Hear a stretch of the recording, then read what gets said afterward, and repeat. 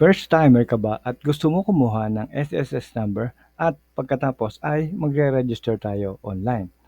So, dalawang sequence yan, ano? So, paano tayo kukuha ng number at paano tayo mag-open na account para sa mga first timer? Ituturo ko sa inyo ngayon ang complete step-by-step process kung paano natin siya gagawin. Tara, umpisa na natin.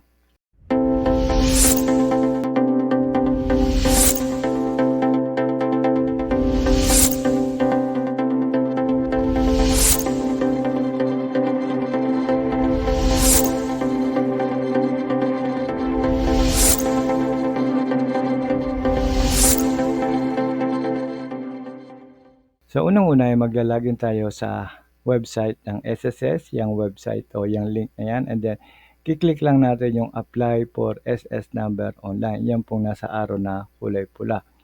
So, sa ngayon ang ginagamit ko ay PC para mas malaki ang ating screen at mas makita nyo ng malinaw.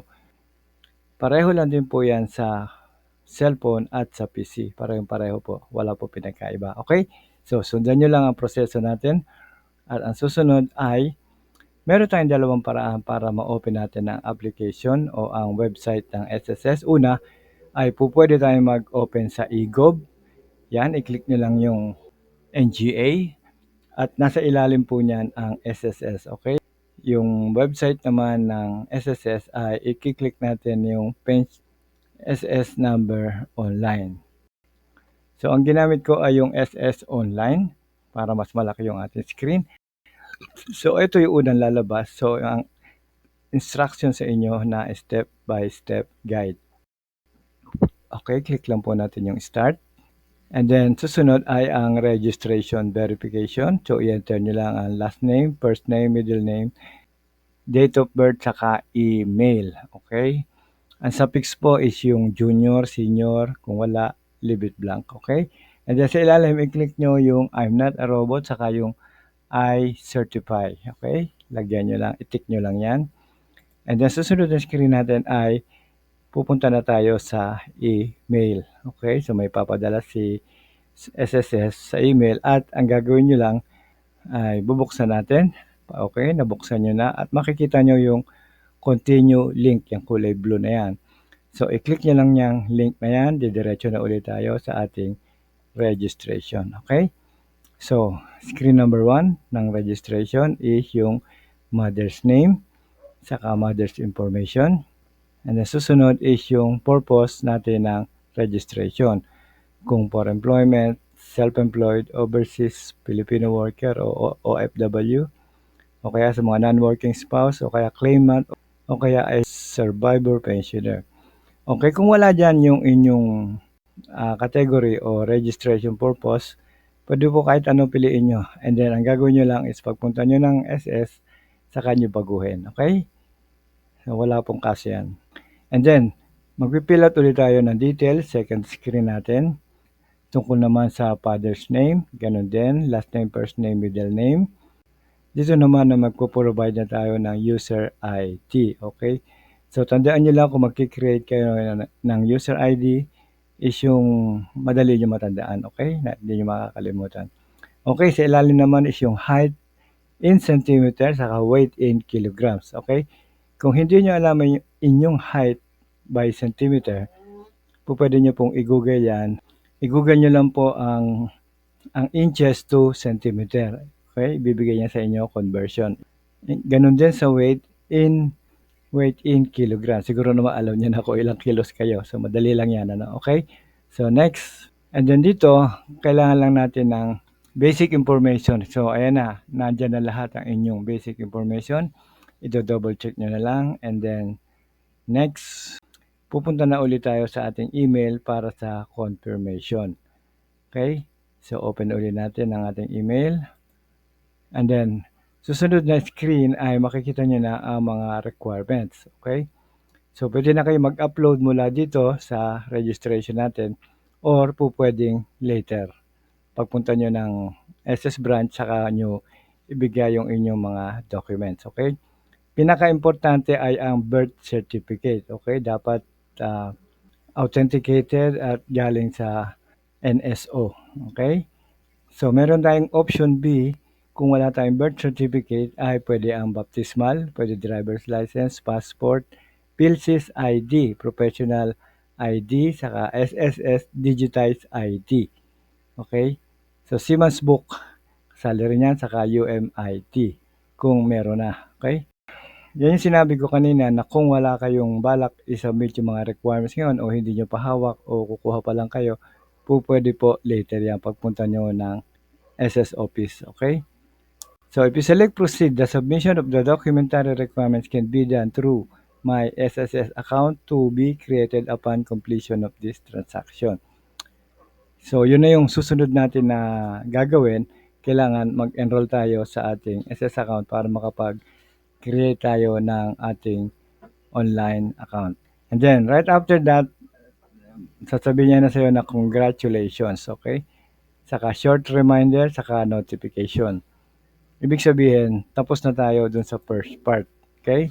So, reminders lang, set an appointment to the nearest SS branch using the branch appointment. So, meron din po sa website na appointment system, kaya po pwede na po tayo magpa-appointment sa SSS.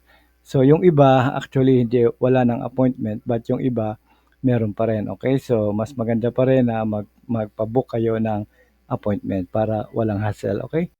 And then, makikita nyo rin sa ilalim na pwede nyo nang i-print ang inyong details. Print or download personal record. Yan po yung inyong mga personal details. O kaya yung transaction number at saka yung SS number. And then, click nyo lang yung done sa dulo. Okay? Kung gamit nyo ay cellphone, pwede rin po yan. Pwede nyo i-download o pwede nyo i-print. So, okay. Tapos na tayo at nakuha na natin ang ating SS number. May number na tayo, no? And we need to register para naman sa online account. So, second phase na po ng ating process. So, ang gagawin natin ngayon ay mag-enroll tayo sa online account. Gagawin natin ay maglalagin tayo sa same link na binigay natin kanina.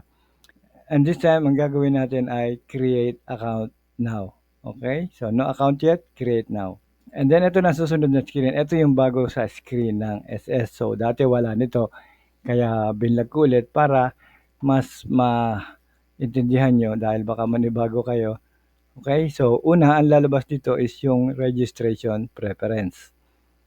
Anyway, pipili lang kayo ng isa dyan and then so sa ilalim, susunod ay ang inyong details. Okay, so bibigyan nyo lang yung SS number, yung nakuha natin kanina, and then yung mobile number, email address, preferred user ID. Okay, kasama pa rin po dito yan. And then confirmation, and then preferred password. Okay, so importante yan. Pag naglagay kayo ng user ID saka password, tandaan nyo, okay? Dahil gagamitin nyo na yan mamaya. Okay? So, next. Maglalagin na tayo ngayon sa ating SSS account. Okay? So, gagamitin nyo na yung in-enter nyo na login details, yung user ID, saka yung password. At click nyo yung sign in. So, pag naka-sign in na kayo, eto na ang inyong makikita, ang final screen. Ito na yung inyong pinaka-dashboard, okay? So, dito makikita nyo na lahat ng information, ang member info, inquiry, benefits, loans, kung gusto nyo mag-loan, may mga services din sila, saka yung PRN, pag kayo ay magbabayad, and then log out. Okay? So, pwede nyo na i-explore yan anytime. At marami pa rin po tayong mga SS videos na pwede nyo panoorin. Kamukha niya, may 13-month pay, paano ma-avail, o kaya paano mag-apply online first time, para naman sa disbursement, dun sa pagkuha ng bangko, kung saan babagsak ang inyong mga kaperahan. Okay? Ibig sabihin, yung pag nag-loan kayo, dyan babagsak yung inyong loan. Okay? Meron din po silang pension loan, hanggang 9 times ang makukuha. Pero inyo, pwede na mag-loan. Okay? So, ano na mangyayari sa SSS contribution pag namatay ang member? Medyo, ano po to, medyo complicated po yan, pero kung gusto nyo, pwede nyo na rin siyang panoorin. So, bakit wala pa din UMID at SSID? Actually, hindi na sila nag-i-issue ngayon, pero meron sila alternative sa UMID. Pwede ng pay card, pero wala na yung regular na ID, okay? So, state of calamity para sa mga binagyo, apektado ng bagyo at ng baha. Okay, pwede na rin silang mag-claim. So hanggang dito na lamang po tayo at kung meron pa kayong ibang mga katanungan, i-comment nyo lang sa baba. At huwag nyo rin po kakalimutan na mag-like, subscribe, and hit nyo na rin ang bell para updated kayo sa ating mga future videos. Mula po sa Promag TV, maraming salamat po and God bless.